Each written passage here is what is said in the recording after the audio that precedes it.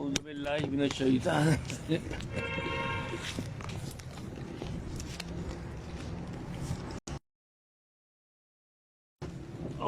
मिनश्शैतानिर रजीम। बिस्मिल्लाहिर्रहमानिर्रहीम। जैसे कि मेरे दोस्तों, नेबरहुड वेलफेयर कमेटी का ये माहाना इजलास 11 दिसंबर की जो हमने मीटिंग हुई थी उधर अलमदीना रेस्टोरेंट में, उसके तनाज़ुर में ये बुलाया गया है। और एक दफ़ा से फिर पाकरम में एक तवील अरसे के बाद आप लोगों ने इसकी जो हालात देखे, कुशादा कोई भी तंजीम इनको टैकल करने में, इसको उठाने में के लिए तैयार नहीं है, नाकामयाब है। हर तरफ से मायूसी की सलाहें आ रही हैं। तो इन हालात में हमने एक दफ़ा फिर दोबारा ये काम शुरू किया है कि वेलफेयर का रिहायशियों को एक तो शऊर देने का, जो इसका दावतनामा होगा वो आपने देखा होगा कि रिहायशियों को शऊर देने के लिए और वेलफेयर तंजीमों को इस तरफ मुतवज्जो करने के लिए हमारा बेसिक एजेंडा है।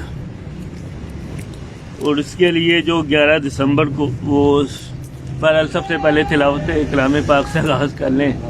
हाफिज़ इरफान साहिब साहब।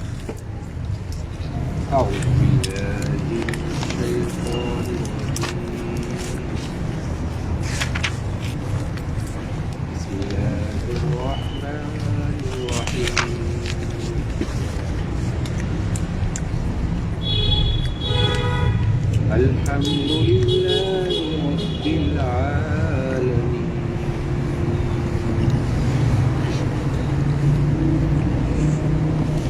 अर्रहमानिर रहीम मालिकि यौमिद्दीन इय्याका नअबुदु व इय्याका नस्तईन اهدنا الصراط المستقيم صراط الذين أنعمت عليهم غير المغضوب عليهم ولا الضالين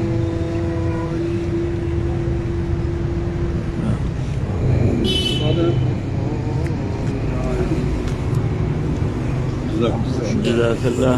तिलावत कलाम पाक के बाद अब बिला तख़ीर जो हमारा एजेंडा है, जैसा कि आपको बताया गया था कि मुख्तलिफ मामला पे ये जो बेसिकली जो पाक ऑफ चार्टर ऑफ डिमांड आपसे काफ़ी तकरीबन एक माह कबल जो हमारी 11 दिसंबर की मीटिंग हुई है, उसके 4-5 दिन बाद ही तैयार कर लिया गया था। आप लोगों की राय की रोशनी में कुछ हाफिज़ इरफान साहब ने भी कुछ मसाइल की निशानदेही की, फेज़ 1 और फेज़ 2 के अलग-अलग, वो भी आप लोगों ने देखे होंगे। उसकी रोशनी में, आपकी राय की रोशनी में ये एक 9 निकाती चार्टर ऑफ डिमांड तैयार किया गया 9 दोबारा से। तो इसी हवाले से ये मीटिंग अरेंज की गई है कि ये जो पाक अरब चार्टर ऑफ डिमांड है, ये जो चार्टर ऑफ डिमांड है, तो इस हवाले से ये मीटिंग रखी गई है।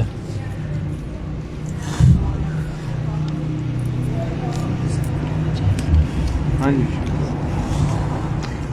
ये चार्टर ऑफ डिमांड जो 9 निकाती है, इसमें तो सर पाक अरब के जो मसाइल है वो तो आपके सामने बेशुमार है और तवील अरसे से हल तलब है, संगीन मसाइल है, सिक्योरिटी वगैरह, लेकिन उन सब को एक प्रिसाइज करके हाफिज़ इरफान साहब ने भी उसमें कहा कि फेज़ 1 और फेज़ 2 के जो अलग-अलग मसाइल उन्होंने किए कि फेज़ 1 में इससे मैनेजमेंट का मसला है और बुनियादी और बुरी तरह इन लोगों से वो मैनेज नहीं हो पा रहा।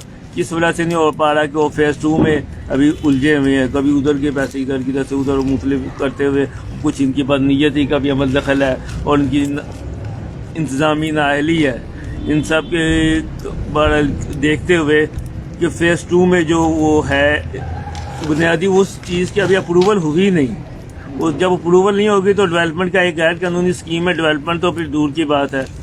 और डेवलपमेंट के साथ साथ जो इन्होंने उसमें घपले किए, डुप्लीकेशन और ट्रिप्लीकेशन, और उसके अब मज़ीद चाइना कटिंग कर रही है। इससे फेज़ 1 में भी चाइना कटिंग शुरू कर दी पार्क्स में अपनी, और उस वजह से लोगों को जो 2-2, 3-3 प्लाट्स थे, लोग उनको लोगों को रिफंड में मज़ीद बहुत सी मुश्किलात पेश आ रही हैं। तो ये जावेद कसूरी साहब की है उनकी एक रहनुमाई में या हदायत पे ये चार्टर ऑफ डिमांड पेश किया गया कि एक प्रिसाइज करके हम अपनी मंजिल का तयन करें। हमारे सामने हम कौन से मसाइल हैं किनको हमने हल करना है, और जो उनसे जो हमने मदद के लिए जो अपील की थी, आप साहब ने भरपूर अंदाज में उसको वेलकम किया था उनको। उसमें यह भी है कि अब उसमें हमने जो फेज़ 2 के जो फेज़ 1 में तो रजिस्ट्रियों और मैनेजमेंट के मसाइल आ गए, तो यानी कि मैनेजमेंट, और फेज़ 2 में रिफ़ंड और अप्रूवल और डेवलपमेंट और रिफ़ंड, ये 3 मामला आपके सामने हैं। इसके जो पॉइंट नंबर 1 और 2 और 3 है।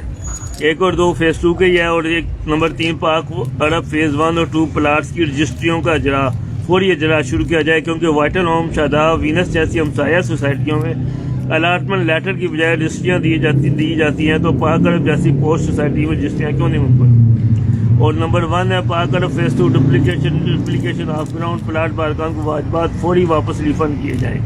नंबर 2 है पाक अरब फेज़ 2 का LDA से नक्शा, मंजूर शुदा नक्शा, अप्रूवल और डेवलपमेंट प्लान की फौरी तकमील की जाए, जिनमें बिजली ग्रिड स्टेशन की तमीर, गैस पाइपलाइन और F1, F2, F3 GVL में water tank, sewerage system, boundary wall, कब्रिस्तान, सड़कों, पार्क, मसाजिद, स्कूल, सस्ता मयारी कमर्शियल एरिया की फराहमी, जो भी डेवलपमेंट एक सोसाइटी की हिस्सा होते हैं, जिनके बगैर कोई सोसाइटी की अप्रूवल होती नहीं है। देखिए से अगर जैसे ये वाइटल होम की अप्रूवल इन्होंने करवा ली, वो भी अब सिर्फ एक ब्लॉक की हद तक पाकर के साथ चल रहा है, लेकिन वो अभी तक गैर कानूनी है। तो असल चीज़ है कि पहले एक चीज़ अप्रूवल होगी तो उसके बाद डेवलपमेंट होगी ना।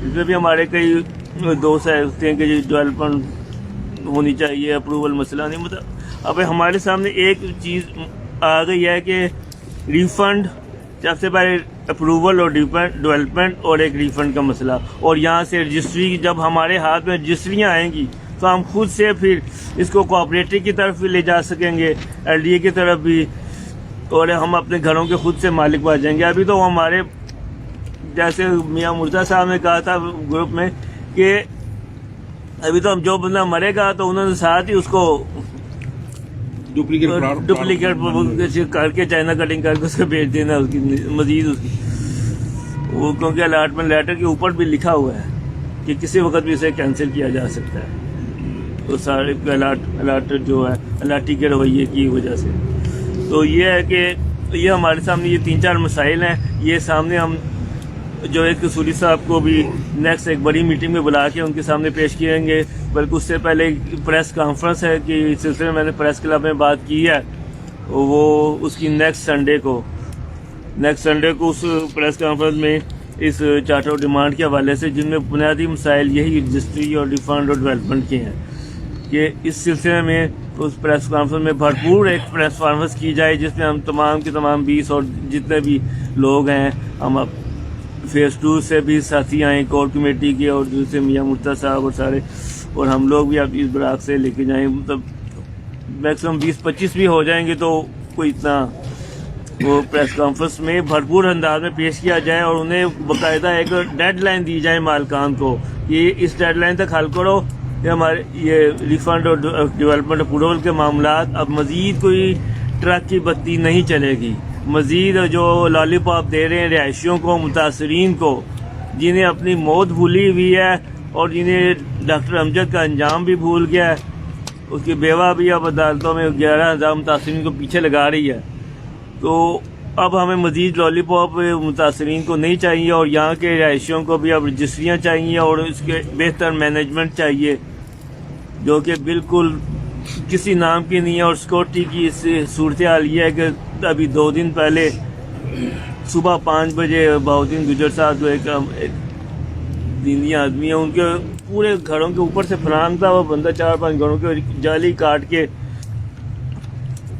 उनसे उनको गन पॉइंट पे ले गया, और साथ पहले एक घर से फिर दूसरे घर से, और वो बहरहाल ये तो सिक्योरिटी की सूरत हाल है। और जो आए दिन दिहाड़े तो ख्वातीन से पर्स छीने जा रहे हैं, उनसे नकदी छीनी जा रही है, उनके कानों से बालियाँ नोची जा रही हैं, आवारा कुत्ते अभी सी ब्लॉक के कौन सा है 232C है, उसके बुजुर्ग को कुत्ते ने, यानी वही मामला हुआ जिसका हम डरते थे कि जी ये आवारा कुत्ते पड़ जाएंगे। F ब्लॉक में तो चले पालतू कुत्ता था, वो भी खैर नहीं होना चाहिए, उनको भी एक बाउंड्री में रखना चाहिए। ये आवारा कुत्ते चलने वाले, ये एक बुजुर्ग है 60 साल से ऊपर, उनको कुत्ते ने काट लिए 232 में, कील साहब है। अब ये है कि ये हालात हैं। अब हमारे सामने ये चार्टर ऑफ डिमांड है और उसकी जो बेसिक मुतालबात हैं, इसके हवाले से एक प्रेस कॉन्फ्रेंस है नेक्स्ट संडे में। और बिला ताखीर मैं मियाँ मुर्तज़ा साहब को और प्रोफेसर इरफान ताहिर साहब को, गुलाम मुर्तज़ा भट्टी साहब को बारी सबसे पहले मियाँ मुर्तज़ा साहब ने कुछ प्लान बनाया हुआ है, जो पूरा स्केच इधर आ जाएंगे या चलें उधर ही आ जाए। आप कैमरे को रहने दें जरा। नहीं सर, कैमरा बहुत जरूरी है। कैमरे की पूरी ऐसी जरूरत है।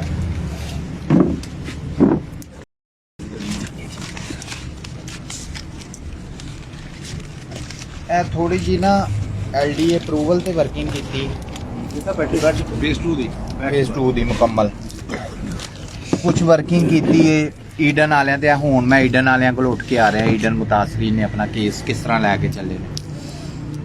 ਸਭ ਤੋਂ ਪਹਿਲੇ ਤੇ ਇਹ ਹੈਗਾ ਕਿ ਅਸੀਂ ਜੋ ਕਹਿ ਰਹੇ ਹਾਂ ਹੋ ਵੀ ਸਕਦਾ ਕਿ ਨਹੀਂ। ਮਤਲਬ ਮੇਰੇ ਵਾਲਿदैन ਫੌਤ ਹੋ ਗਏ ਨੇ, ਕੋਈ ਬੰਦਾ ਮੈਨੂੰ ਆ ਕੇ ਕਹਿੰਦਾ ਜੀ ਤੁਹਾਡਾ ਕੋਈ ਹੁਕਮ ਕਾਮ ਹੋਏ ਤੇ ਮੈਨੂੰ ਦੱਸੋ, ਮੈਂ ਕਹਾਂ ਜੀ ਮੇਰੇ ਅੱਬੇ ਨੂੰ ਜ਼ਿੰਦਾ ਕਰਤਾ, ਹੋ ਹੀ ਨਹੀਂ ਸਕਦਾ। ਸਭ ਤੋਂ ਪਹਿਲੀ ਚੀਜ਼ ਇਹ ਕਿ ਆਪਣੀ ਸਿਮਤ ਦਾ ਤਯਨ ਕਰੀਏ ਕਿ ਅਸੀਂ LDA ਅਪਰੂਵਲ ਕਹੀ ਜਾ ਰਹੇ ਹਾਂ। LDA ਦਾ ਰੂਲ ਹੈ ਕਿ 82 ਪੇਜਿਸ ਦਾ ਆਰਡੀਨੈਂਸ ਹੈ LDA ਦਾ। ਉਹਦੇ ਚੋਂ ਮੈਂ ਕੁਝ ਪੁਆਇੰਟ ਕੱਢੇ ਨੇ ਪੜ੍ਹ ਕੇ। ਪਹਿਲੀ ਚੀਜ਼ ਇਹ ਹੈ ਕਿ LDA ਅਪਰੂਵਲ ਵਾਸਤੇ ਜ਼ਰੂਰੀ ਹੈ ਕਿ 7% ਓਪਨ ਸਪੇਸ ਹੋਏ। ਤੁਹਾਡੇ ਕੋਲ 1% ਟੋਟਲ ਏਰੀਆ ਤੇ 1760 ਕਨਾਲ ਹੈ ਨਾ, ਇਹਦਾ 7% ਤੁਹਾਡੇ ਕੋਲ ਓਪਨ ਹੋਣਾ ਚਾਹੀਦਾ। ਕਿਆ ਤੁਹਾਡੇ ਕੋਲ ਹੈ? ਨਹੀਂ ਹੈ। ਗ੍ਰੇਵ ਯਾਰਡ 2% ਹੋਣਾ ਚਾਹੀਦਾ। ਉਹ ਤਕਰੀਬਨ 1760 ਦਾ 34 ਜਾਂ 38 ਕਨਾਲ ਬਣਦਾ, ਉਹ ਹੈ ਨਹੀਂ ਹੈ। ਪਲੱਸ LDA ਦਾ ਮੈਪ ਵੀ ਮੈਂ ਲੈ ਕੇ ਆਇਆ। ਮੈਂ ਚਾਹ ਰਿਹਾ ਸੀ ਕਿ ਉਹਦੀ ਹਾਰਡ ਕਾਪੀ ਲੈਣ ਦਾ, ਲੇਕਿਨ ਕੁਝ ਦੋਸਤਾਂ ਨੇ ਕਿਹਾ ਕਿ ਕਿਉਂਕਿ ਬਹੁਤ ਜ਼ਿਆਦਾ ਲੋਕਾਂ ਦਾ ਸਟੇਕ ਹੈ ਤੇ ਤੁਸੀਂ ਇਹ ਦਿਖਾ ਕੇ ਇੱਕ ਨਵਾਂ ਪੰਡੋਰਾ ਬਾਕਸ ਨਾ ਖੋਲੋ। ਲੇਕਿਨ ਮੈਂ ਲੈ ਕੇ ਆਇਆ, ਤੁਹਾਨੂੰ ਸਪੈਸ਼ਲੀ ਦਿਖਾ ਕੇ ਜਾਵਾਂਗਾ ਕਿਉਂਕਿ ਤੁਸੀਂ ਐਡਵੋਕੇਟ ਹੋ, ਤੁਸੀਂ ਮੇਰੀ ਗੱਲ ਨੂੰ ਸਮਝ ਲਓ। ਗ੍ਰੇਵ ਯਾਰਡ ਦੀ ਜਿਹੜਾ ਸਾਡਾ ਉੱਥੇ ਬਣਾਇਆ ਹੈ ਇਹਨਾਂ ਨੇ, ਵਾਪਡਾ ਨੂੰ ਜਗ੍ਹਾ ਦਿੱਤੀ, ਉਹਦੇ ਵਾਸਤੇ ਜ਼ਰੂਰੀ ਹੈ ਕਿ ਉਹ ਜਗ੍ਹਾ ਜਿੱਥੇ ਗ੍ਰਿਡ ਬਣਨਾ ਹੋਵੇ ਨਾ, ਉਹ ਜਗ੍ਹਾ ਵਾਪਡਾ ਦੇ ਨਾਂ ਕਰਵਾਈ ਜਾਏ। ਹੁਣ ਉਹ ਜਗ੍ਹਾ ਗ੍ਰਿਡ ਦੇ ਨਾਂ ਹੈ। LDA ਮੈਪ 'ਚੋਂ ਗ੍ਰੇਵ ਯਾਰਡ ਸ਼ੋ ਹੈ। ਠੀਕ ਹੋ ਗਿਆ। LDA ਕੱਲ ਨੂੰ ਜਦੋਂ ਗ੍ਰੇਵ ਯਾਰਡ ਬਣੇਗਾ, ਬਣਨ ਦੇਗਾ,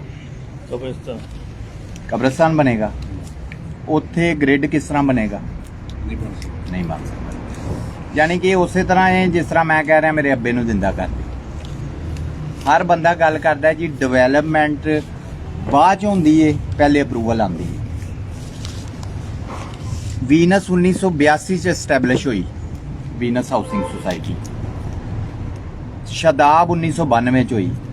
ਇਸ ਤਰ੍ਹਾਂ ਅਗਰ ਮੈਂ ਗਿਣਨ ਲੱਗਾ, ਫਾਤਮਾ ਹੋਮਜ਼ ਨੇ, ਈਵਨ ਬੈਰੀਆ ਦੇ 4 ਬਲਾਕਸ ਨੇ, ਬੈਰੀਆ ਔਰਚਰਡ ਵੀ LDA ਅਪਰੂਵ ਨਹੀਂ, ਲੇਕਿਨ ਉੱਥੇ ਸਾਰੀ ਫੈਸਿਲਿਟੀਜ਼ ਮੌਜੂਦ ਨੇ। ਅਲ ਰਹਿਮਤ ਹਾਊਸਿੰਗ ਬੈਰੀਆ ਦਾ ਪ੍ਰੋਜੈਕਟ ਹੈ, LDA ਕੋਲ ਅਪਰੂਵ ਨਹੀਂ, ਈਵਨ ਇਲੀਗਲ ਸ਼ੋ ਹੁੰਦਾ ਹੈ। ਸਾਰੀ ਫੈਸਿਲਿਟੀਜ਼ ਮੌਜੂਦ ਨੇ। ਫੈਸਿਲਿਟੀਜ਼ ਡਿਵੈਲਪਮੈਂਟ ਦਾ ਚੱਕਰ ਕਦੀ ਵੀ ਨਹੀਂ LDA ਅਪਰੂਵਲ ਦਾ। LDA ਅਪਰੂਵਲ ਹੋਰ ਚੀਜ਼ ਹੈ ਜਿਹੜੀ ਕਿ ਕਨਫਿਊਜ਼ਨ ਮਾਲਕਾਂ ਨੇ ਪੈਦਾ ਕੀਤੀ ਤੇ ਅਸੀਂ ਅੱਗੇ ਲੋਕਾਂ ਨੂੰ ਖੁਦ ਹੀ ਪੈਦਾ ਕਰ ਦਿੱਤੀ ਕਿ ਪਹਿਲੇ LDA ਅਪਰੂਵਲ ਹੋਏਗੀ ਫਿਰ ਕੁਝ ਹੋਰ ਹੋਏਗਾ। ਅਜ਼ਿਊਮ ਕਰਨੇ ਆ ਥੋੜੀ ਦੇਰ ਲਈ ਕਿ LDA ਅਪਰੂਵਲ ਕਰ ਲੈਂਦੇ ਆ। LDA ਅਪਰੂਵਲ ਵਾਸਤੇ ਜ਼ਰੂਰੀ ਕੀ ਹੁੰਦਾ ਜੀ? ਤੁਸੀਂ ਕੁਝ ਪਲਾਟ ਮੌਰਗੇਜ ਹੁੰਦੇ ਨੇ, ਕੁਝ ਪਰਸੈਂਟੇਜ, ਕੁਝ ਪ੍ਰਾਪਰਟੀਜ਼ ਤੁਹਾਨੂੰ ਲਿਖ ਕੇ ਦੇਣੀਆਂ ਪੈਂਦੀਆਂ ਨੇ LDA ਨੂੰ। ਹੁਣ ਹਰ ਚੀਜ਼ ਓਪਨ ਸਪੇਸ ਤੇ ਘਰ ਬਣ ਚੁੱਕੇ ਨੇ, ਬਿਲਡਿੰਗਾਂ ਬਣ ਚੁੱਕੀਆਂ ਨੇ। ਇਟਸ ਮੀਨ ਕਿ LDA ਅਪਰੂਵਲ ਕਰਾ ਕੇ ਅਸੀਂ ਉਹਨਾਂ ਭਰਾਵਾਂ ਨੂੰ ਧਕੇਲ ਰਹੇ ਹਾਂ ਦੁਬਾਰਾ ਨੁਕਸਾਨ ਦੀ ਤਰਫ। ਬਈ ਇੱਕ ਪਾਰਕ ਡਿਕਲੇਅਰ ਹੈ, ਨਕਸ਼ੇ 'ਚ ਪਾਰਕ ਹੈ, ਨਕਸ਼ੇ 'ਚ ਪਾਰਕ ਹੈ ਤੇ ਉੱਥੇ ਘਰ ਬਣਿਆ ਹੈ ਤੇ ਅਸੀਂ LDA ਕੋਲੋਂ ਅਪਰੂਵ ਕਰਵਾ ਲਿਆ। ਇਟਸ ਮੀਨ ਕਿ ਉਹ ਘਰ ਬਣ ਗਿਆ ਇਨਕਰੋਚਮੈਂਟ। ਉਹ ਰਹੇਗਾ LDA ਕਰਾਏਗਾ, ਫਿਰ ਅਸੀਂ ਸ਼ੋਰ ਪਾਵਾਂਗੇ LDA ਤੇ ਜ਼ੁਲਮ ਕਰ ਰਿਹਾ, ਜ਼ਿਆਦਤੀ ਕਰ ਰਿਹਾ, ਤੇ ਅਸੀਂ ਆਪਣੇ ਪੈਰਾਂ ਤੇ ਖੁਦ ਕੁਹਾੜੀ ਮਾਰ ਰਹੇ ਹਾਂ। ਇੱਕ ਚੀਜ਼ ਮਾਲਕਾਂ ਨੇ ਇਹਨੂੰ ਕਵਰ ਕਰਨ ਲਈ ਇੱਕ ਨਵਾਂ ਡਰਾਮਾ ਕੀਤਾ ਕਿ ਜੀ ਅਸੀਂ ਜਿੱਦਣ ਹੀ ਇਹ ਮੈਪ ਅਪਰੂਵ ਹੋਏਗਾ, ਟੈਕਨੀਕਲ ਅਪਰੂਵਲ ਨਾਲ ਹੀ ਅਸੀਂ ਰਿਵਾਈਜ਼ ਮੈਪ ਜਮ੍ਹਾਂ ਕਰਵਾ ਦਾਂਗੇ। ਰਿਵਾਈਜ਼ ਪਲਾਨ LDA ਰੂਲਸ ਦੇ ਮੁਤਾਬਕ ਸਿਰਫ ਉਦੋਂ ਜਗ੍ਹਾ ਜਮ੍ਹਾਂ ਹੁੰਦਾ ਹੈ ਕਿ 1760 ਕਨਾਲ ਜ਼ਮੀਨ ਹੈ ਤੇ 500 ਕਨਾਲ ਹੋਰ ਐਡ ਕਰ ਲਈਏ ਤੇ ਰਿਵਾਈਜ਼ਡ ਮੈਪ ਦੇ ਦਿੱਤਾ। ਹੁਣ 1760 ਕਨਾਲ 'ਚ ਅਸੀਂ ਇੱਕ ਪਾਰਕ ਸ਼ੋਅ ਕਰਦਾ, ਉਹਦੇ 'ਚ 20 ਘਰ ਡੀਲਰਾਂ ਨੇ ਵੇਚ ਦਿੱਤੇ। ਉਸ ਤੋਂ ਬਾਅਦ ਅਸੀਂ ਕਹਿ ਰਹੇ ਹਾਂ ਕਿ ਜੀ ਰਿਵਾਈਜ਼ਡ ਮੈਪ ਕੀ ਮਤਲਬ ਹੈ, ਪਾਰਕ ਨੂੰ ਅਸੀਂ ਇੱਥੋਂ ਚੁੱਕ ਕੇ ਅਸੀਂ ਅਗਲੇ ਪਾਸੇ ਲਿਜਾਣਾ, ਕਿੱਥੇ ਲਿਜਾਣਾ? ਹਰ ਪਾਸੇ ਤੇ ਤੁਸੀਂ ਬਣਾ ਲਈ ਇਹ ਚੀਜ਼। ਅਕਲ ਤਸਲੀਮ ਹੀ ਨਹੀਂ ਕਰਦੀ ਇਸ ਚੀਜ਼ ਨੂੰ ਕਿ ਰਿਵਾਈਜ਼ ਮੈਪ 'ਚ ਤੁਸੀਂ ਉਹਨੂੰ ਕਵਰ ਕਰ ਪਾਓ। ਹਰ 500 ਕਨਾਲ ਦੇ ਬਾਅਦ ਇੱਕ ਡਿਸਪੋਜ਼ਲ ਦੀ ਜਗ੍ਹਾ ਹੁੰਦੀ ਹੈ, ਕਿਆ ਉਹ ਇੱਥੇ ਸਾਡੇ ਕੋਲ ਹੈ? ਜਾਂ ਇਸ ਤਰ੍ਹਾਂ ਵੀ ਉਹਦਾ ਹੱਲ ਨਿਕਲ ਸਕਦਾ ਕਿ ਪਹਿਲੇ ਸਿਰਫ ਉਹਦੇ ਵਿੱਚ 6000 ਲੰਬਾ ਕੇ ਜਿੰਨਾ ਵੀ ਇਲੀਗਲ ਹੈ। ਲੀਗਲੀ ਇਹਦਾ ਕੋਈ ਹੱਲ ਨਹੀਂ। ਲੀਗਲੀ ਤੁਸੀਂ ਆਪਣੇ ਬੰਦਿਆਂ ਦੇ ਉੱਤੇ ਗਾਡਰ ਡੇਗਣ ਵਾਲੀ ਗੱਲ ਹੈ ਕਿ ਸਾਰਿਆਂ ਨੂੰ ਇੱਕ ਕਮਰੇ 'ਚ ਲੈ ਆਓ ਤੇ ਥੱਲੋਂ ਬਾਂਸ ਖਿੱਚ ਕੇ ਤੇ ਛੱਤ ਸਾਰਿਆਂ ਤੇ ਦੇਖ ਲਓ, ਆਪਣੇ ਉੱਤੇ ਵੀ ਤੇ ਉਹਨਾਂ ਉੱਤੇ ਵੀ। ਇੱਕ ਚੀਜ਼। ਦੂਸਰੀ ਚੀਜ਼ ਇਹਦਾ ਹੱਲ ਹੈ ਕਿ ਇਹਨੂੰ ਮਹੱਲਾ ਡਿਕਲੇਅਰ ਕਰ ਦਿੱਤਾ ਜਾਏ। ਰਜਿਸਟਰੀਆਂ ਤੁਹਾਡੇ ਕੋਲ ਹੋਣ ਤੇ ਗਵਰਨਮੈਂਟ ਤੁਹਾਨੂੰ ਫੈਸਿਲਿਟੀਜ਼, ਬੇਸਿਕ ਫੈਸਿਲਿਟੀਜ਼ ਦੇ। ਇੱਕ ਚੀਜ਼ ਹੈ। ਇਹ ਹੋ ਗਈ ਫੇਜ਼ 2 ਦੀ ਗੱਲ। ਫੇਜ਼ 1 ਦੀ ਗੱਲ ਹੈ LDA ਰੂਲਸ ਹੈ, ਕਹਿੰਦੇ ਨੇ LDA ਦਾ ਕਾਨੂੰਨ ਹੈ, ਕਹਿੰਦਾ ਹੈ ਕਿ ਅਗਰ ਕੋਈ ਵੈਲਫੇਅਰ ਸੁਸਾਇਟੀ ਰਜਿਸਟਰਡ ਹੈ ਤੇ ਮਾਲਕਾਨ ਉਹਨੂੰ ਇੰਡੋਰਸ ਕਰ ਦਿੰਦੇ ਨੇ ਆਇੰਦਾ ਇਖਤਿਆਰਾਤ ਤੇ ਕੋਆਪਰੇਟਿਵ, ਜਿਹੜਾ LDA ਅਪਰੂਵਡ ਪਲਾਨ ਹੈ, ਯਾਨੀ ਫੇਜ਼ 1 ਵਾਲੇ ਅਗਰ ਜਾਣ ਚੁਕਾਉਣਾ ਚਾਹੁੰਦੇ ਨੇ, ਕੋਈ ਵੀ ਰਜਿਸਟਰਡ ਤਨਜ਼ੀਮ ਉਹਨਾਂ ਕੋਲ ਇਖਤਿਆਰਾਤ ਲੈ ਕੇ ਉਹਨੂੰ ਅੱਗੇ ਰੱਦ ਕਰ ਦਿੰਦੇ। 30% ਪੋਪੂਲੇਸ਼ਨ ਜੀ ਸਿਗਨੇਚਰ ਹੋਣ। ਅੱਛਾ, ਹੁਣ ਅਸੀਂ ਦੁਬਾਰਾ ਚੁੱਕੇ ਸਾਡਾ ਜ਼ਿਆਦਾ ਸਟੇਕ ਫੇਜ਼ 1 ਦਾ ਹੈ ਤੇ LDA ਅਪਰੂਵਲ ਤੇ ਨਕਸ਼ੇ ਦੇ ਮੁਤਲਕ ਗੱਲ ਕਰਤੀ। ਨਕਸ਼ੇ ਦੇ ਵਿੱਚ ਟੋਟਲ 25% ਆਲਮੋਸਟ ਬਾਉਂਡਰੀਜ਼ ਪਲੱਸ ਚੀਜ਼ਾਂ ਪਲੱਜ ਨੇ। ਉਹ ਐ ਮੈਪ ਮੇਰੇ ਕੋਲ ਫਰਦਨ ਇੱਕ ਬੰਦਾ ਵੀ फेज 1 क्या फेज 2 कह रहे हैं ना, तो फेज 1 ਤੇ ਉਹ ਤੁਹਾਨੂੰ ਪਤਾ ਲੱਗ ਜਾਏਗਾ ਕਿ ਜਿਹੜੇ ਭਾਈ ਪ੍ਰਾਪਰਟੀ ਦਾ ਕੰਮ ਕਰਦੇ ਉਹਨਾਂ ਨੂੰ ਪਤਾ ਲੱਗ ਜਾਏਗਾ, ਜਿਹੜੇ ਉਹਨਾਂ ਨੇ ਵੇਚੇ ਨੇ ਉਹਨਾਂ ਚੋਂ ਅੱਧੇ ਉਹਨਾਂ ਦੇ ਵੀ ਇਨਕਰੋਚਮੈਂਟ। अच्छा उधर भी प्लेज है गए ਹਾਂ, उधर भी प्लेज है गए ਜਦੋਂ ਅਪਰੂਵ ਹੋਏਗਾ ਤੇ ਉਹ ਪਲੱਜ ਕਰਨਗੇ। वो तो ਅੱਛਾ, ਪਲੱਜ ਦੀ ਮਿਕਦਾਰ ਕੀ ਹੈ ਕਿ ਜਦੋਂ ਤੁਸੀਂ ਸੜਕਾਂ ਬਣਾਓਗੇ ਤੇ 25% ਤੁਹਾਡਾ ਉਦੋਂ ਰਿਲੀਜ਼ ਕਰੇਗੀ LDA। ਬਿਜਲੀ ਦਿਓਗੇ 25% ਉਦੋਂ ਕਰੇਗੀ। ਉਹਨਾਂ ਨੇ ਇੱਕ ਆਪਣਾ ਕ੍ਰਾਈਟੇਰੀਆ ਬਣਾਇਆ। ਉਹ ਤੇ ਕ੍ਰਾਈਟੇਰੀਆ 10% ਜਦੋਂ ਤੁਸੀਂ ਪੌਦੇ ਵਗੈਰਾ ਹਾਰਟੀਕਲਚਰ ਲਾ ਦੋਗੇ ਉਦੋਂ ਕਰੇਗੀ। ਇਸ ਤਰ੍ਹਾਂ ਕਰਕੇ 100% ਪਲਾਟ ਰਿਲੀਜ਼ ਹੋਣਗੇ। ਇੱਥੇ ਰਿਲੀਜ਼ ਹੋਣਾ ਤੇ ਦੂਰ ਦੀ ਗੱਲ, ਆਏ ਦਿਨ ਕੋਈ ਨਾ ਕੋਈ ਬੱਚਾ ਪੈਦਾ ਹੋ ਰਿਹਾ ਤੇ ਕੋਈ ਵੀ ਨਹੀਂ ਕੁਝ ਕਰ ਪਾ ਰਿਹਾ। ਤੇ ਉਹਨਾਂ ਦੇ ਰੂਟੀਨ ਮੈਂ ਇਹਨੂੰ ਸਵਿਚ ਕਰਾਂਗਾ ਕਿ ਕਿਉਂ ਨਹੀਂ ਕੁਝ ਕਰ ਪਾ ਰਿਹਾ। ਈਡਨ ਦਾ ਕੇਸ ਬਿਲਕੁਲ ਸਾਡੇ ਨਾਲ ਮਿਲਦਾ ਜੁਲਦਾ ਹੈ, ਬਲਕਿ ਈਡਨ ਦਾ ਮਾਫੀਆ ਪਾਕ ਅਰਬ ਮਾਫੀਆ ਤੋਂ ਜ਼ਿਆਦਾ ਸਟਰੋਂਗ ਸੀ, ਕਿਉਂਕਿ ਉਹਨਾਂ ਦੇ ਜ਼ਾਤੀ ਮਰਾਸਮ ਹਾਈ ਲੈਵਲ ਤੇ ਸੀ। ਲੋਕਾਂ ਨੇ ਕੀ ਕੀਤਾ, ਆਪਣਾ ਕੇਸ ਨੈਬ 'ਚ ਲੈ ਕੇ ਗਏ। ਨੈਬ ਨੇ ਉਸ ਕੇਸ ਨੂੰ ਦੇਖਣਾ ਸ਼ੁਰੂ ਕੀਤਾ, ਤਹਿਕੀਕਾਤ। ਨੈਬ ਨੇ ਇੱਕ ਪਰਸੈਂਟੇਜ ਡਿਸਾਈਡ ਕੀਤੀ ਕਿ ਇੱਕ ਬੰਦੇ ਨੇ ਜਿਹਦੇ ਕੋਲ ਮੈਂ ਹੁਣ ਉੱਠ ਕੇ ਆ ਰਿਹਾ ਉਹਦਾ 12 ਲੱਖ ਰੁਪਇਆ ਈਡਨ 'ਚ ਇਨਵੈਸਟ। ਉਹਨਾਂ ਨੇ ਉਦੋਂ ਡਾਲਰ ਦਾ ਰੇਟ ਦੇਖਿਆ ਤੇ ਮਹੀਨਾ ਪਹਿਲੇ ਡਾਲਰ ਦਾ ਰੇਟ ਦੇਖਿਆ, ਉਹਦੇ ਮੁਤਾਬਕ ਪਰਸੈਂਟੇਜ ਬਣਾ ਕੇ ਉਹਨਾਂ ਨੇ ਕਿਹਾ ਕਿ ਜਿਸ ਬੰਦੇ ਨੇ ਜਿੰਨੀ ਵੀ ਅਮਾਉਂਟ ਸਾਡੇ ਕੇਸ ਰਜਿਸਟਰ ਕਰਨ ਤੋਂ ਪਹਿਲੇ ਇਨਵੈਸਟ ਕੀਤੀ ਸੀ ਨਾ, ਉਹਨੂੰ ਅਸੀਂ ਡਬਲ ਵਾਪਸ ਕਰਾਂਗੇ। ਯਾਨੀ ਉਹਨੇ 12 ਲੱਖ ਇਨਵੈਸਟ ਕੀਤਾ ਸੀ, ਉਹਦਾ 24 ਲੱਖ ਰੁਪਏ ਦਾ ਬਿੱਲ ਬਣ ਗਿਆ। ਨੈਬ ਨੇ ਲਿਸਟਾਂ ਬਣਾਈਆਂ, ਉਹਨਾਂ ਨੇ ਇੱਕ ਗਰੁੱਪ ਤਸ਼ਕੀਲ ਕੀਤਾ ਜਿਹਨੂੰ ਰਮੀਜ਼ ਲੀਡ ਕਰ ਰਿਹਾ। ਉਹਨਾਂ ਨੇ ਬੜੀ ਦਿਆਨਤਦਾਰੀ ਨਾਲ ਨੈਬ ਨਾਲ ਕੰਟੈਕਟ ਕੀਤਾ। ਨੈਬ ਨੇ तमाम ਪ੍ਰੋਸੀਕਿਊਸ਼ਨ ਕਰਕੇ ਅੱਗੋਂ ਡਾਕਟਰ ਅਮਜਦ ਫੌਤ ਹੋ ਗਿਆ, ਉਹਦੀ ਬੇਵਾ ਆ ਗਈ। ਉਹਦੀ ਬੇਵਾ ਕਹਿੰਦੀ ਮੈਂ ਪੈਸੇ ਦੇਣ ਨੂੰ ਤਿਆਰ ਹਾਂ, ਲੇਕਿਨ ਮੈਂ 100% ਰਿਫੰਡ ਨਹੀਂ ਕਰ ਸਕਦੀ। ਮਤਲਬ ਕਿਸੇ ਨੇ 12 ਲਾਇਆ ਤੇ ਉਹਨੂੰ 24 ਨਹੀਂ ਦੇ ਸਕਦੀ, ਉਹਨੂੰ 18 ਦੇ ਸਕਦੀ ਹੈ, ਲੇਕਿਨ ਨੈਬ ਰਜਿਸਟ ਕਰ ਰਿਹਾ ਕਿ 24 ਹੀ ਦੇਣਾ। ਉਹਦੇ 'ਚ ਉਹਨਾਂ ਦੀਆਂ ਪ੍ਰਾਪਰਟੀਆਂ ਸੀ, ਉਹਨਾਂ ਨੇ ਪਲੱਜ ਕੀਤੀਆਂ ਜਿਸ ਤਰ੍ਹਾਂ ਬਾਕਰਬ ਦੀਆਂ ਪਲੱਜ। ਹੁਣ ਤੁਸੀਂ ਇਹ ਦੇਖੋ, ਥੋੜਾ ਜਿਹਾ ਵਾਪਸ ਸਵਿਚ ਕਰਕੇ ਪਾਕ ਅਰਬ ਤੇ ਆਓ। ਪਾਕ ਅਰਬ ਨੂੰ ਨੁਕਸਾਨ ਕੀ ਹੋਇਆ? ਪਾਕ ਅਰਬ ਨੇ ਆਪਣੇ ਹੀ ਕੁਝ ਬੰਦੇ ਵਿੱਚ ਖੜੇ ਕੀਤੇ ਜਿਨ੍ਹਾਂ ਨੇ ਤਨਜ਼ੀਮਾਂ ਬਣਾ ਲਈਆਂ। ਉਹਨਾਂ ਨੇ ਫੈਕਟਰੀਜ਼ ਨੂੰ ਇਕੱਠਾ ਕਰਤਾ ਰਿਫੰਡ ਦੇ ਨਾਂ ਤੇ ਰਿਫੰਡ ਦਿਵਾਉਣਾ ਸ਼ੁਰੂ ਕਰਤਾ। ਹਾਲਾਂਕਿ ਉਹ ਕਿਸੇ ਵੀ ਲੀਗਲ ਕ੍ਰਾਈਟੇਰੀਆ ਦੇ ਪੂਰੇ ਹੀ ਨਹੀਂ ਉਤਰਦੇ। ਰਿਫੰਡ ਕਿਸ ਮੱਦ 'ਚ ਦਵਾ ਰਹੇ ਨੇ? ਜਾਂ ਮਾਲਕ ਡਾਇਰੈਕਟ ਰਿਫੰਡ ਦੇ ਕਿਸ ਤਰ੍ਹਾਂ ਸਕਦਾ? ਇੱਕ ਬੰਦੇ ਨੇ ਸਕੈਮ ਕੀਤਾ ਹੈ, ਉਹ ਕਿਵੇਂ ਕਹਿੰਦਾ ਹੈ ਕਿ ਮੈਂ ਅੱਜ ਤੋਂ ਨੇਕ ਹੋ ਗਿਆ, ਮੇਰੇ ਕੋਲ ਪੈਸੇ ਵਾਪਸ ਲੈ ਲਓ। ਫਿਰ ਉਹ ਕਿਸ ਕ੍ਰਾਈਟੇਰੀਏ ਦਾ ਦੇ ਰਿਹਾ? ਜਿਸ ਬੰਦੇ ਦਾ ਉਹਨੇ 35 ਲੱਖ ਦਿੱਤਾ ਹੈ, ਅੱਜ ਉਹ ਕਹਿੰਦਾ ਜੀ 35 ਮੇਰੇ ਕੋਲ ਦੁਬਾਰਾ ਲੈ ਲਓ। ਉਸ 35 ਚੋਂ 5 ਦੇ ਕੇ ਉਹਨੇ ਲਾਲੀਪੌਪ ਦਿੱਤਾ, ਉਸ ਤੋਂ ਬਾਅਦ ਉਹਨੇ ਤੁਹਾਨੂੰ ਕੁਝ ਦਿੱਤਾ ਹੀ ਨਹੀਂ। ਫਿਰ ਤੁਸੀਂ ਕਦੀ ਇਤਜਾਜ ਕਰ ਰਹੇ ਹੋ, ਕਦੀ ਇੱਧਰ ਕਰ ਰਹੇ ਹੋ, ਕਦੀ ਉੱਧਰ ਕਰ ਰਹੇ ਹੋ, ਟੱਕਰਾਂ ਮਾਰ ਰਹੇ ਹੋ, ਫਜ਼ੂਲ ਮਾਰੀ ਰੱਖੋ ਜਿੰਨੀਆਂ ਮਰਜ਼ੀ, ਇਹਦਾ ਫਾਇਦਾ ਹੀ ਕੋਈ ਨਹੀਂ। ਤੁਸੀਂ ਇੱਕ ਇਤਜਾਜ ਛੱਡ ਕੇ 100 ਇਤਜਾਜ ਕਰ ਲਓ, ਉਹਦਾ ਕੋਈ ਪਲਾਨ ਹੀ ਨਹੀਂ। ਮਜ਼ੀਦ ਕੀ ਹੋਇਆ? ਮਾਲਕ ਕਹਿ ਰਹੇ ਸਨ ਨੈਬ ਨੂੰ ਕਿ ਸਾਡੀ ਜ਼ਮੀਨ ਜਿਹੜੀ 3500 ਕਨਾਲ ਤੁਸੀਂ ਪਲੱਜ ਕੀਤੀ ਨਾ, ਉਹ ਰਿਲੀਜ਼ ਕਰੋ ਤੇ ਅਸੀਂ ਡਿਵੈਲਪਮੈਂਟ ਦਾ ਕੰਮ ਰਿਫੰਡ ਆਫ ਗਰਾਊਂਡ ਕਲੀਅਰ ਕਰ ਦਿਓ। ਉਹਨਾਂ ਨੇ ਕਿਹਾ ਠੀਕ ਹੈ, ਤੁਸੀਂ ਪਾਰਟੀ ਲੈ ਆਓ, ਕਿ ਨੈਬ ਦਾ ਮੌਕਾ, ਤੁਸੀਂ ਪਾਰਟੀ ਲੈ ਆਓ, ਇੱਕ ਜੁਆਇੰਟ ਅਕਾਊਂਟ ਖੁੱਲੇਗਾ ਹਮਾਰ ਗੁਲਜ਼ਾਰ ਫੈਮਿਲੀ ਦਾ ਤੇ ਨੈਬ ਦਾ, ਉਹਦੇ ਵਿੱਚ ਪੈਸੇ ਆ ਜਾਣਗੇ। ਜੋ ਰਿਫੰਡ ਦੀਆਂ ਲਿਸਟਾਂ ਸਾਡੇ ਕੋਲ ਆਉਣਗੀਆਂ, ਅਸੀਂ ਨੈਬ ਡਾਇਰੈਕਟ ਚੈੱਕ ਦੇ। ਉਹਦੇ 'ਚ ਤਨਜ਼ੀਮਾਂ ਨੂੰ ਤੇ ਮਾਲਕਾਂ ਨੂੰ ਪਰੇਸ਼ਾਨੀ ਕੀ ਹੈ ਵੀ ਉਹਨਾਂ ਨੇ ਆਪਣੇ ਹਿਸਾਬ ਨਾਲ ਲੋਕਾਂ ਨੂੰ ਡੀਲ ਕਰਨਾ ਸੀ। ਹੁਣ ਵਿੱਚ ਪੈ ਗਈ ਨੈਬ, ਉਹ ਕੇਸ ਖਰਾਬ ਕਰ ਦਿੱਤਾ, ਲੋਕਾਂ ਨੂੰ ਡਾਇਰੈਕਟ ਰਿਫੰਡ ਦਵਾ ਦਵਾ। ਹੁਣ ਜਿਹਦਾ 35 ਆਇਆ ਹੈ ਪਾਕਰ ਵੱਲੇ, ਉਹਨੂੰ 5 ਚਲਾ ਗਿਆ, ਉਹਦਾ 30 ਬਕਾਇਆ, ਉਹਦਾ ਨੈਬ ਹੁਣ ਕੀ ਰੂਲ ਕੱਢੇ? ਇਹਨਾਂ ਨੇ ਇੱਕ ਡਮੀ ਪਾਰਟੀ ਖੜੀ ਕੀਤੀ ਮੀਆਂ ਸਮਾਦ ਦੇ ਥਰੂ। ਇੱਕ ਡਮੀ ਪਾਰਟੀ ਜੀ, ਉਹ ਪਾਰਟੀ ਹੈ ਜ਼ਮੀਨ ਖਰੀਦਣਾ ਚਾਹੁੰਦੀ।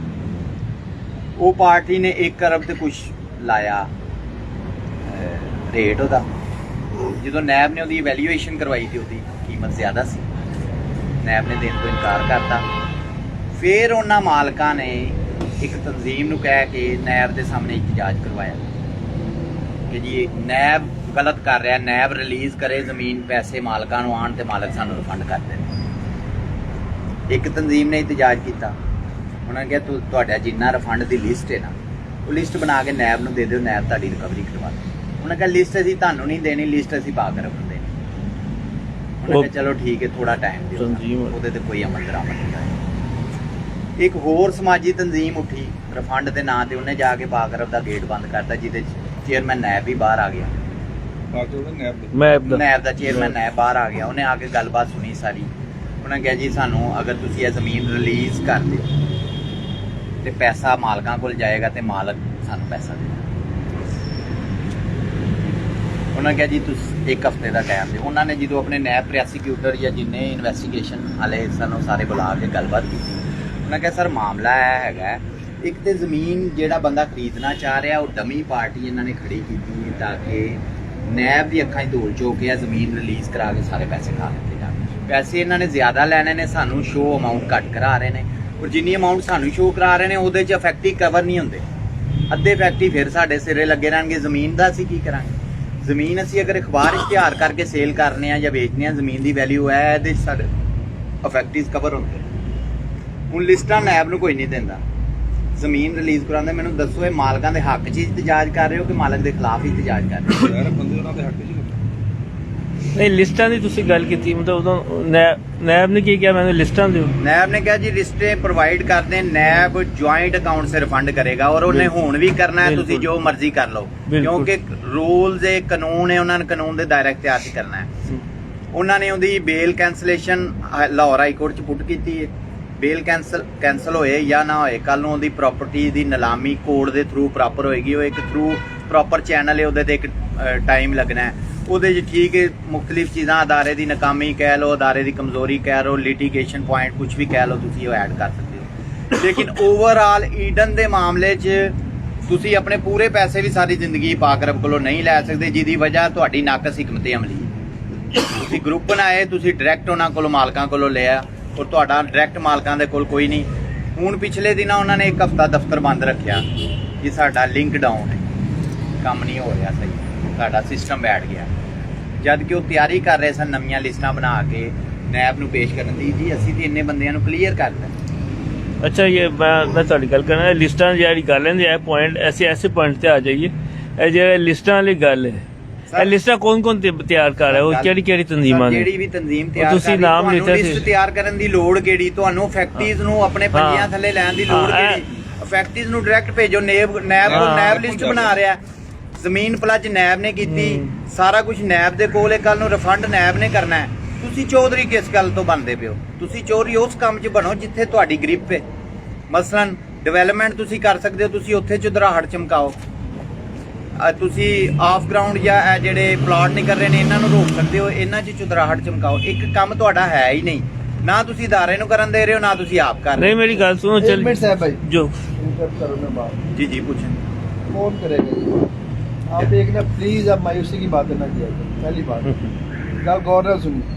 ये ग्रुप बन गया ठीक है ये तो हर जगह ग्रुप है हमारे मुल्क में भी कई ग्रुप है हमारा जो लाहेमल है ना हमारा जो जिधर हमने जाना है हमारा टारगेट एक होना चाहिए आप मालकान को आप इतना दूध का दूल्हा कह रहे नैब इतनी अच्छी है नैब ने तो गुलाम मुर्तज़ा को बाइज्जत बरी किया है पता है आपको अखबारों में भी है वो बाइज्जत बरी हुआ है उसने कोई करप्शन नहीं की मालक कोई करप्ट नहीं है आप किस टेंशन से गुजर रहे हो फेज 2 में मेरे भी प्लॉट है और सब भाइयों के होंगे आप रिहायशी है उधर बुनियादी आपका हक नहीं कोई सहूलत हो मैं कह रहा हूँ करने से आगे चले जाओ जी 50 60 65 लाख का 70 लाख का प्लॉट है यहाँ पे 30 लाख का प्लॉट ले लो 30 लाख का भी नहीं बिकेगा जैसे ये कह रहे डुप्लीकेट साथ आ रहा है कोई भी खतरा होगा यार 30 लाख मेरा सेव है कि नहीं सेव यार बुनियादी सहूलतें की वो ये हरामजादे हमें देंगे जो आप बात कर रहे हो कि वो कंप्लीट जी ये किस तरह अप्रूवल आएगी अप्रूवल तो होनी ही नहीं है भाई बुनियादी सहूलतें आ जाए वहाँ भी टेक्निकल अप्रूवल लाएं जो भी करें नक्शा तो लॉक हो जाए ना नक्शा लॉक हो जाए ताकि इनकी करप्शन रुक जाए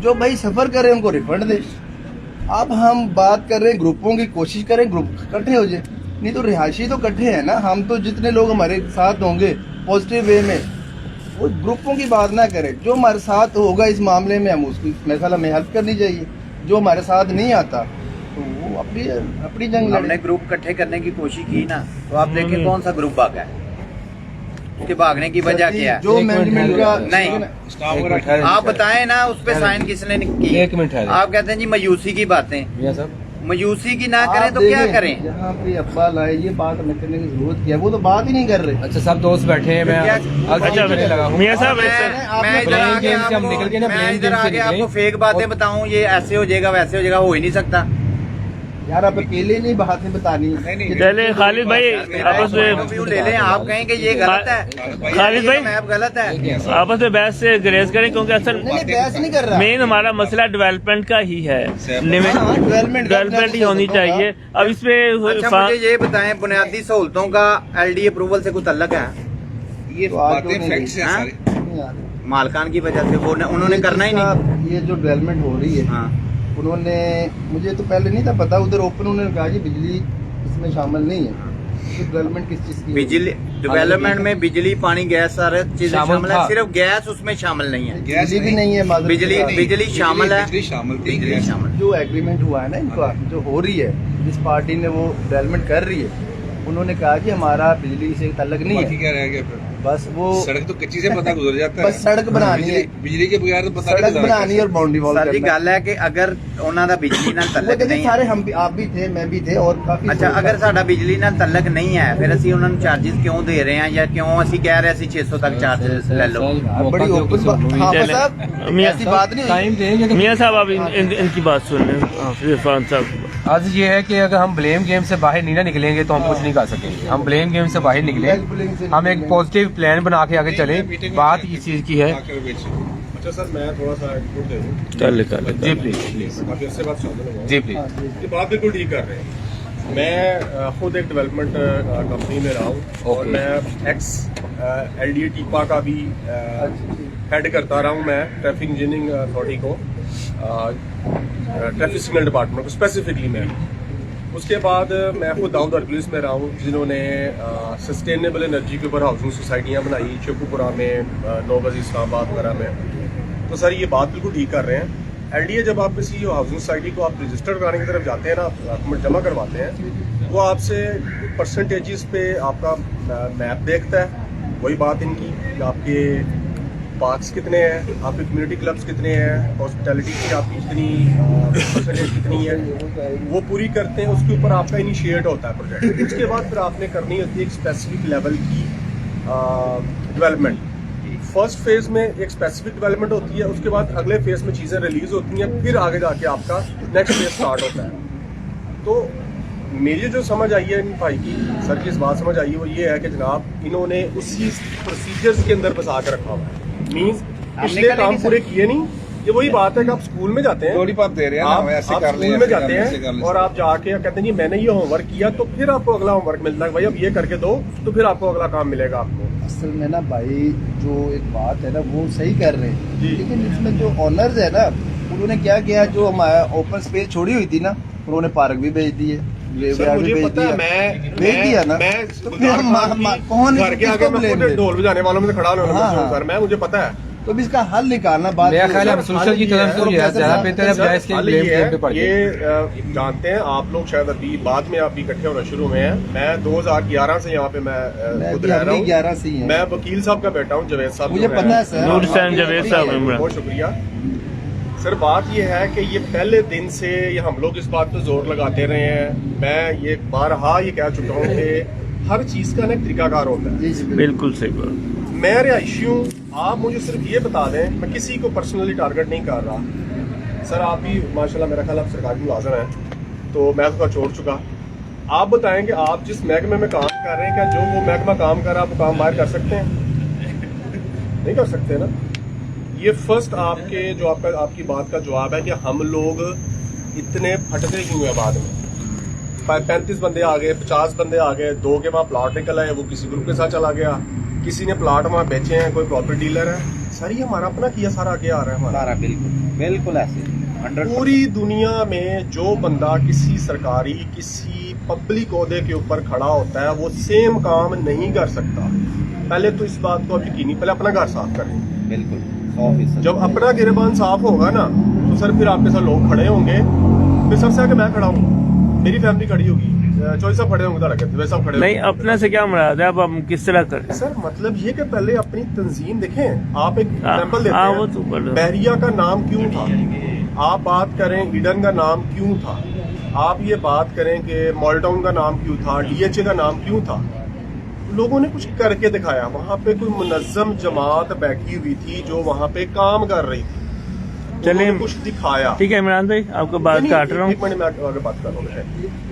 हम आज मेरे ख्याल 11 से लेके अब कितने 2022 शुरू हो गया है, कितने साल हो गए सर? सर आगे की बात करें, सोल्यूशन की बात करें। मैं कह रहा हूँ अब सोल्यूशन अब हमने करना क्या है, माजी की बात ना करें, माजी सारा ये पड़ा हुआ है। नेक्स्ट प्लान थे आप नेक्स्ट प्लान सर ये है, फर्स्ट ऑफ ऑल तो हमने बात की थी कि हम लोग सब भाइयों के पास मोबाइल्स हैं।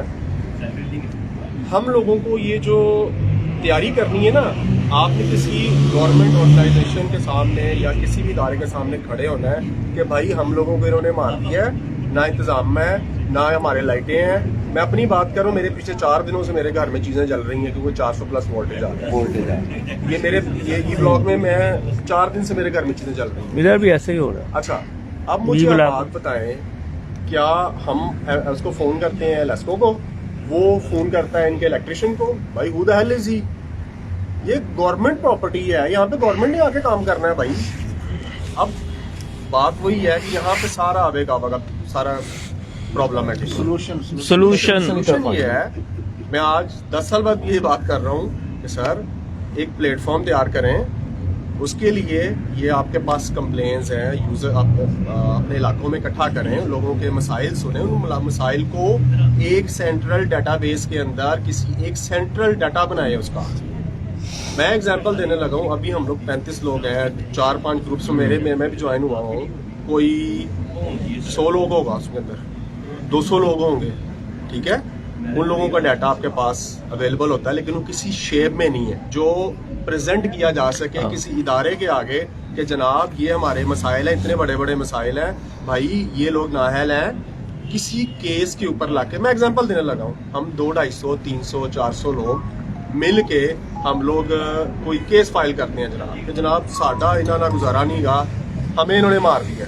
ये बात होनी चाहिए कि 30% रेशियो अगर इकट्ठे हो जाए एक जगह पे, हाँ केस हमारा फिर केस अप्रूव होगा, फिर आप इलेक्शन करवाएं, फेयर फैक्ट इलेक्शन कराएं। यहाँ पे 50 पार्टियां, 50 मैं कहता हूँ ये लीडर खड़े हो जाए यहाँ पे, आप मोस्ट वेलकम। वो 50 में से अगले 5 साल में रिफाइन होते होते 1-2 पार्टियां रह जाएंगी जो बड़ी बेहतरीन किस्म की होंगी, जो आपका यहाँ पे काम कराएंगी। फिर यहाँ पे मुकाबला होता है कि आपका आपस में अच्छा दिखाने के लिए, प्रेजेंट करने के लिए, डिलीवर करने के लिए आपस में मुकाबला होता है। सर ये बात कर रहा हूँ, यहाँ पे आप 50 की बात करते हैं या 1-2 भी नहीं है। जैसे उन्होंने बात की मुख्तलिफ पार्टियां खड़ी हुई है, वो सारे कोई मालकात का टाउंट है। मेरी माजर के साथ आपका सारा तंजीमी ढांचा ना ये काम, हमारा कोई तंजीमी ढांचा नहीं है, इसीलिए हम इकट्ठे हुए हैं यार। कितनी दफा आज के लिए आप फिर मायूसी की बात कर रहे हैं। मायूसी की बात नहीं कर रहा। आप जो बंदा फैक्ट की बात करता है आप उसे मायूसी की कह के बंद कर देते हैं।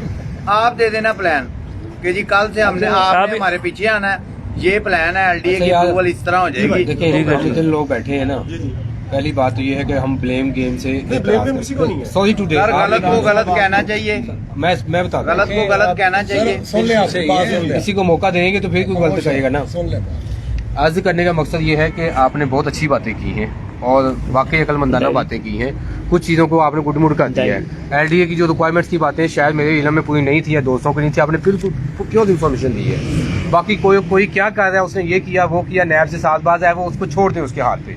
उस बातों पे हमें जाने की जरूरत नहीं है। हमने आगे प्लान करना है, करना क्या है। मैं ये बता दूं, एक मिसाल से आगे बात चलूंगा, हमें समझ आएगी। हम लोग उठे थे, ये भी गवाह हैं, वो भी लोग गवाह हैं, डेवलपमेंट चार्जेस के खिलाफ के फेज 2 में डेवलपमेंट चार्जेस नहीं लगने देने।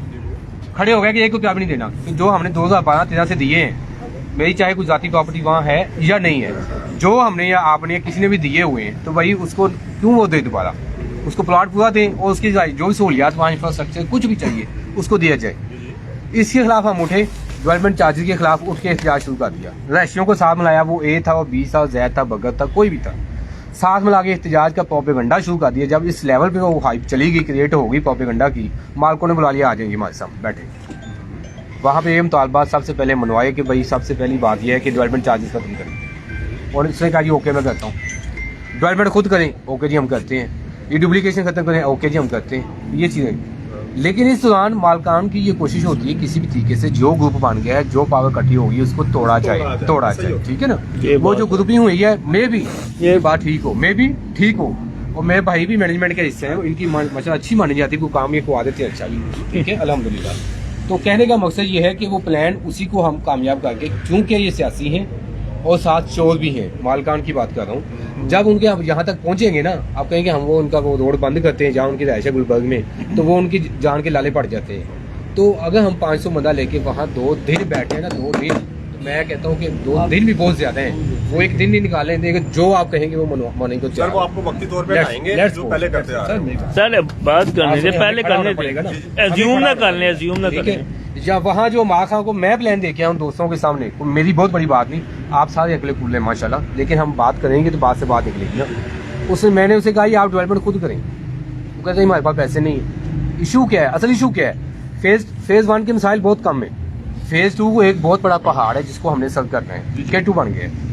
फेज 1 के ना होने के बराबर है। मैं कहता हूँ कि 20-25 लाख भी हो ना तो बहुत है, ये मतलब बहजे से ऊपर हम जा सकते हैं, मंथली भी इसके ऊपर आप मेंटेनेंस के लगा दें, ठीक है।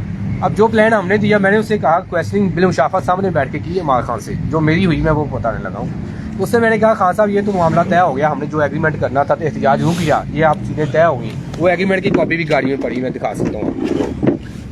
मैंने उनसे ये कहा कि भाई बात यह है कि मुझे ये बताएं, इतने लोग सुन रहे हैं, आप कहते हैं आपके पास पैसे नहीं है डेवलपमेंट के, क्योंकि इशू वहाँ से शुरू होना है, डेवलपमेंट हो, लोगों को डिलीवर किया जाए। उसने कहा जी नहीं है। तो मैंने कहा मैं एक प्लान देता हूँ, दोस्त सुन रहे हैं, 15-20 लोग बैठे थे, रहायशी भी थे उसमें, डीलर भी बैठे थे। मैंने कहा जी आप मुझे सिर्फ एक क्वेश्चन के जवाब दें। मैं पेपर पकड़ लिया, मैंने कहा मुझे ये बताएं कि डेली की आपकी ट्रांसफर कितनी होती है, क्योंकि मैं नहीं चाहता कि आपको पैसे डाले जाएं, बिलों में डाले जाएं, डेवलपमेंट चार्जेस की शक्ल में डाले जाएं, किसी भी शक्ल में क्यों डाले जाएं जब आप दे चुके हैं। उससे कहा जी हमारी डेली की 60 से 65 ट्रांसफर होती हैं अगर मामलात हालात ठीक हों। मैंने कहा लेट्स सपोज वो 60, 65, 70 नहीं है, वो आप 40 पे आ जाए, 40 ट्रांसफर भी हों तो कम से कम डेली का 40 लाख नहीं तो 30 लाख तो बनता है। ये फेज 2 की बात करता हूँ, वेन 1 की ले रहा हूँ, जहाँ ट्रांसफर फीस 1.5-2 लाख से ऊपर है, 5 मरले की, 10 मरले की इससे भी ज्यादा है, कमर्शियल की फेज 2 में उससे भी ज्यादा है, ठीक है। मैं कहता हूँ लेट्स सपोज आप 80-85 हज़ार रुपया लगा लें। मैंने कहा 40 ट्रांसफर डेली हों मामला ठीक हो, आप कह रहे हैं 65, उसको छोड़ के आप 35-40 पे आ जाए, 40 हो तो 30 लाख डेली इकट्ठा होता है। 30 लाख डेली इकट्ठा होता है तो महीने का आपके पास 9 करोड़ का इकट्ठा हो गया। उसने कहा जी हो गया, अब क्या करना है? मैंने कहा 9 करोड़ में से 1 करोड़ आप तनख्वाहों का निकाल दें 5 करोड़ की, जो भी इंप्लॉइज कहीं भी बैठे हैं। कहता है ये भी आपने ज्यादा, मैंने 1 करोड़ निकाल दिया, 2 करोड़ रुपया आपकी याशियों का निकाल दिया। ऐसे ही मैंने सुना आपकी याशियों की आदत पड़ी है वो निकाल सीधी 3, मैंने कहा 3 चला गया, पीछे ले गया 6 करोड़ रुपया। उसमें से आप 1 करोड़ रुपया मंथली आप रिफंड को दे दें, रिफंड वालों को क्लियर करें।